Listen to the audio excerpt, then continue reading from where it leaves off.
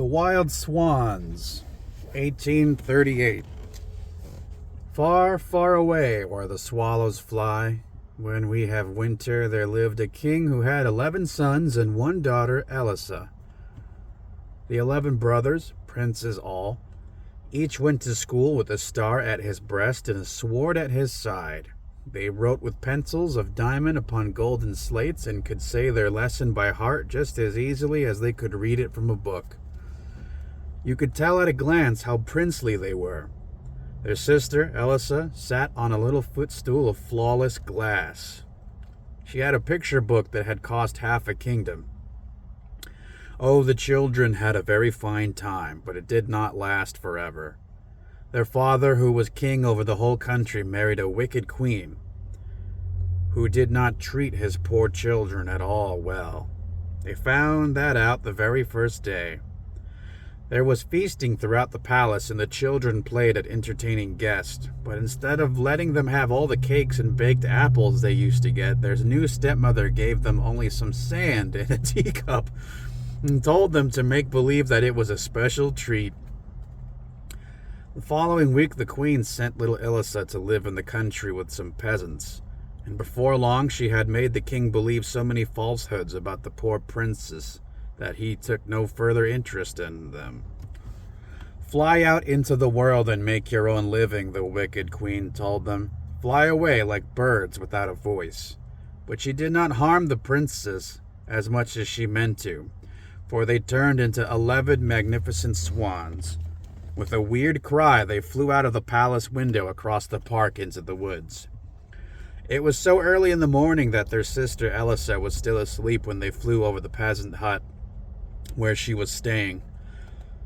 They hovered over the roofs, craning and twisting their long necks and flapping their wings, but nobody saw them or heard them. They were forced to fly on, high up near the clouds and far away into the wide world. They came down in a vast dark forest that stretched down to the shores of the sea. Poor little Elisa stayed in the peasant hut and played with a green leaf, for she had no other toy. She made a little hole in the leaf and looked through it at the sun. Through it she seemed to see her brother's bright eyes, and whenever the warm sunlight touched her cheek, it reminded her of all their kisses. One day passed like all the others. When the wind stirred the hedge roses outside the hut, it whispered to them, "Who could be prettier than you?" But the roses shook their heads and answered, "Elisa." And on Sunday, when the old woman sat in the doorway reading the Psalms, the wind fluttered through the pages and said to the book, "Who could be more saintly than you?" "Elisa," the book testified. What it and the roses said were perfectly true.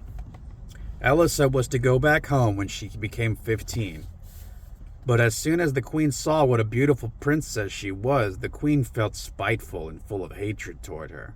She would not have hesitated to turn her into a wild swan like her brothers, but she did not dare to do it just yet because the king wanted to see his daughter. In the early morning, the queen went to the bathing place, which was made of white marble, furnished with soft cushions, and carpeted with the most splendid rugs. She took 3 toads, kissed them, and said to the first, "Squat on Elisa's head when she bathes, so that she will become as torpid as you are." To the second she said, "Squat on her forehead, so that she will become as ugly as you are, and her father won't recognize her." And to the third she whispered, "Lie against her heart, so that she will be cursed and tormented by evil desires." Thereupon the queen dropped the 3 toads into the clear water, which at once turned a greenish color.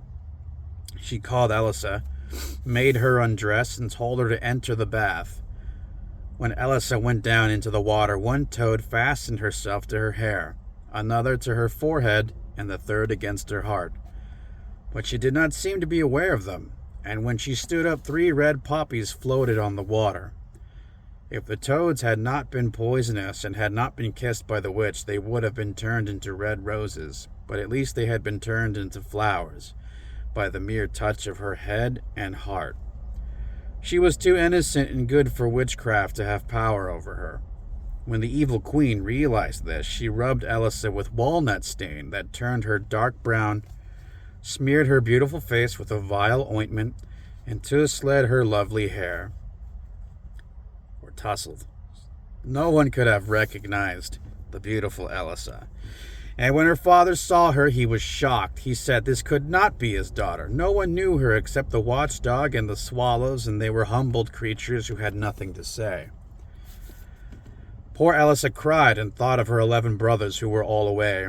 Heavy-hearted, she stole away from the palace and wandered all day long over the fields and marshes till she came to the vast forest.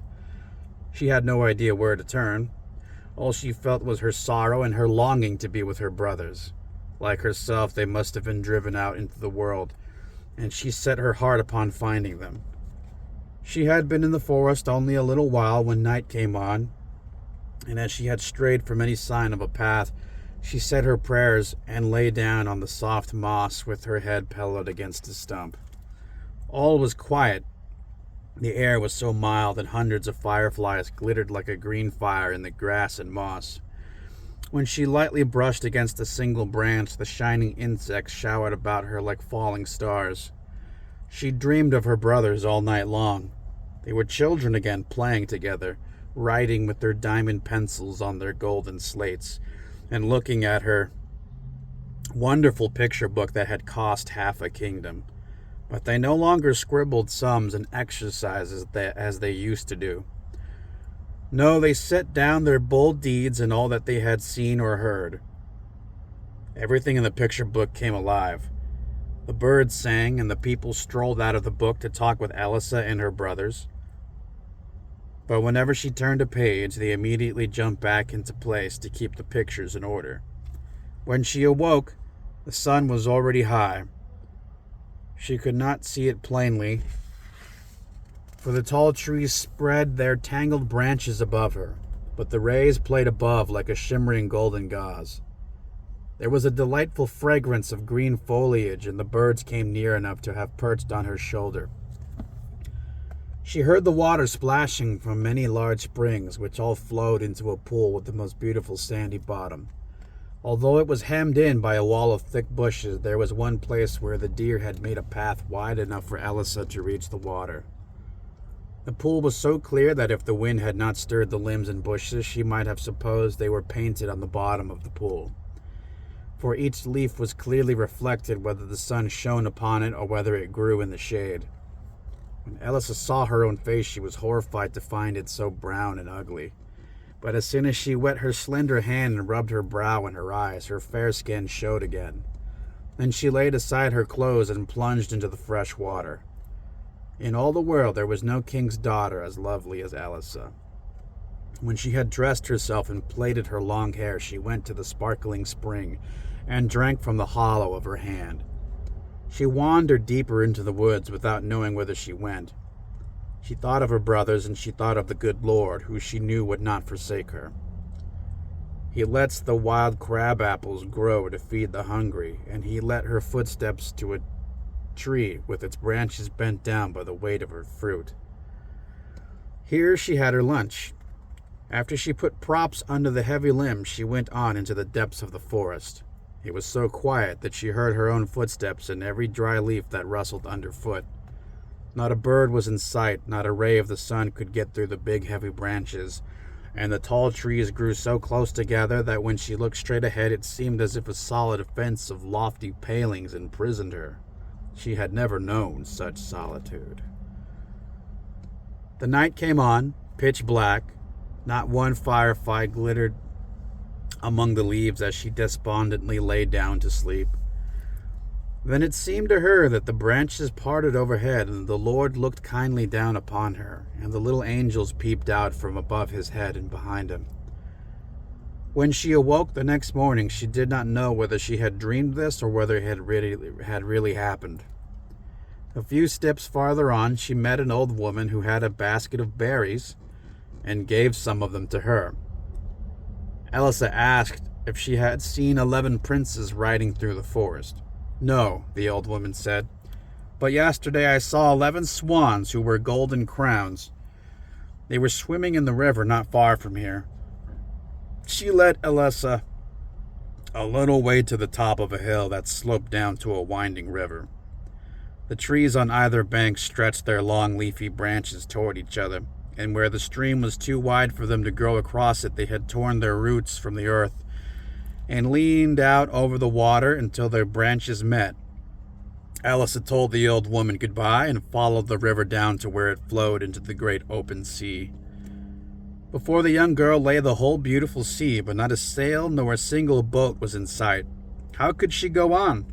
She looked at the countless pebbles on the beach and saw how round the water had worn them. Glass, iron ore, stones, all that had been washed up had been shaped by the water that was so much softer than even her tender hand.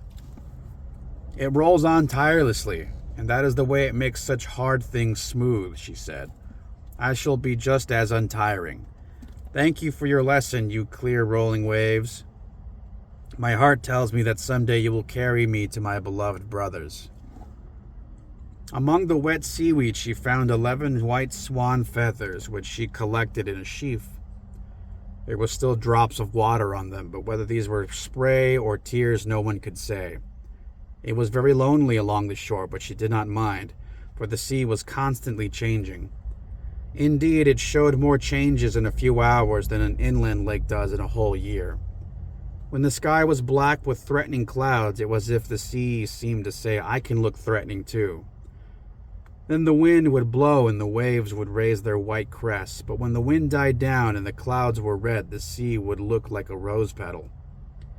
Sometimes it showed white and sometimes green, but however calm it might seem, there was always a gentle lapping along the shore, where the waters rose and fell like the chest of a child asleep. Just at sunset, Elisa saw 11 white swans with golden crowns on their heads fly toward the shore.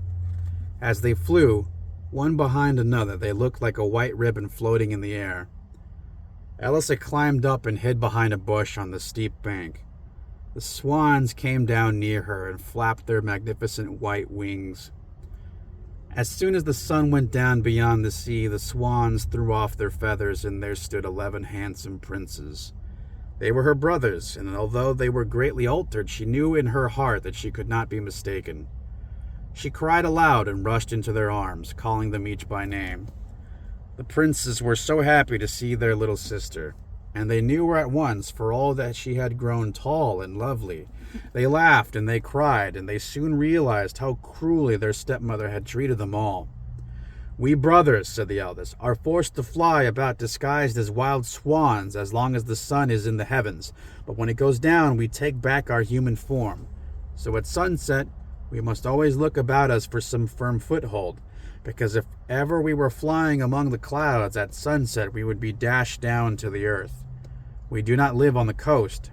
Beyond the sea there is another land as fair as this, but it lies far away, and we must cross the vast ocean to reach it. Along our course there is not one island where we can pass the night, except one little rock that rises from the middle of the sea.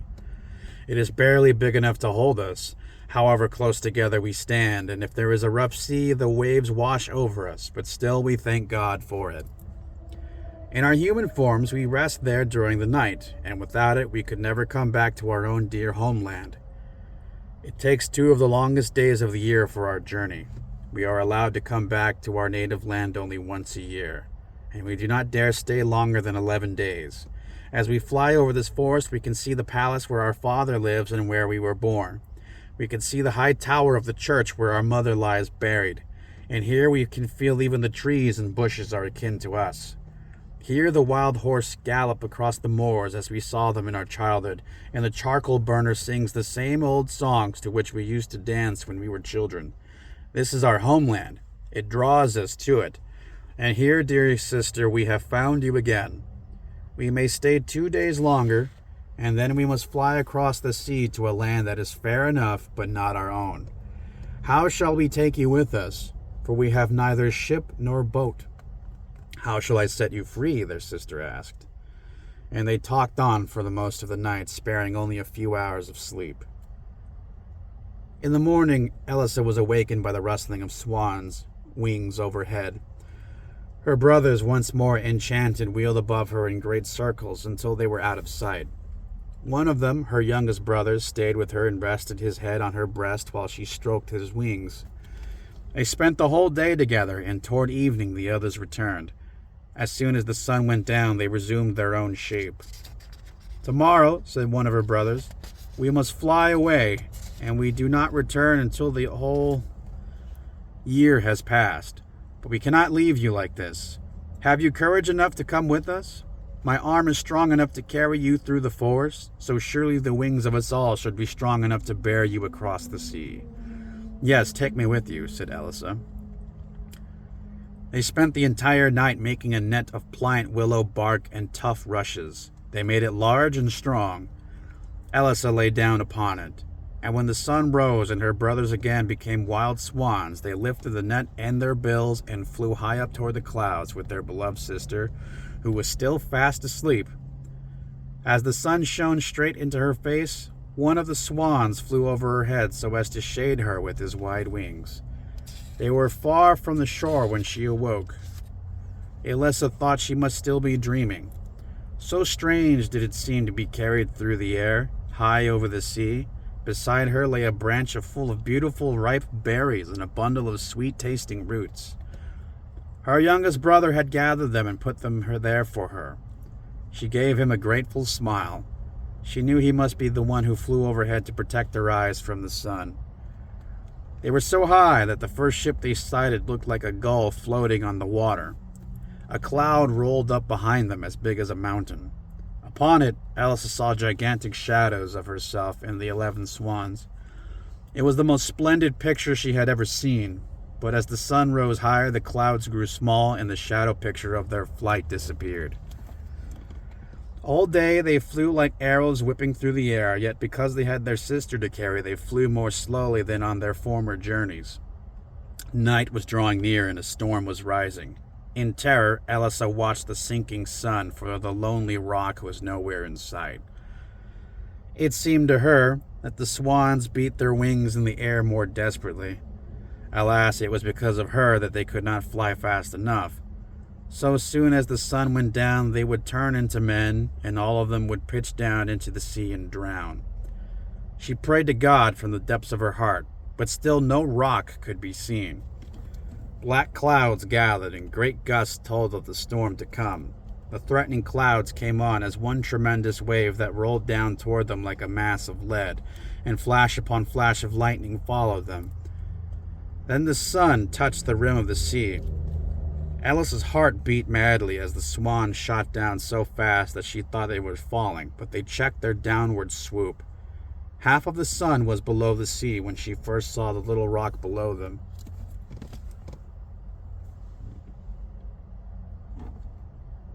It looked no longer than the head of a seal jutting out of the water. The sun sank very fast.